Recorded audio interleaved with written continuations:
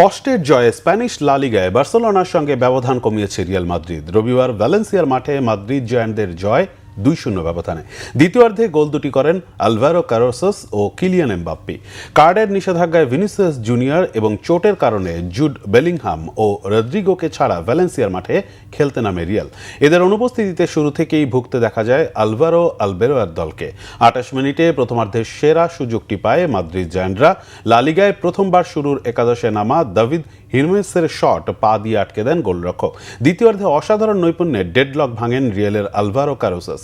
65 মিনিটে সতীর্থের পাস পেয়ে দুজনের মধ্য দিয়ে ডি বক্সে ঢুকে একজনকে কাটিয়ে আরেকজনের পায়ের নিচ দিয়ে বল জালে পাঠান তরুণ স্প্যানিশ ডিফেন্ডার।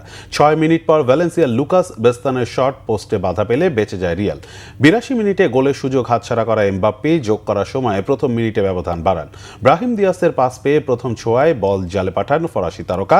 চলতি লিগে গোল হলো তার সর্বাধিক 23টি। লিগে টানা সপ্তম জয়ে 23 ম্যাচে 57 পয়েন্ট নিয়ে 2-এ রয়েছে রিয়াল।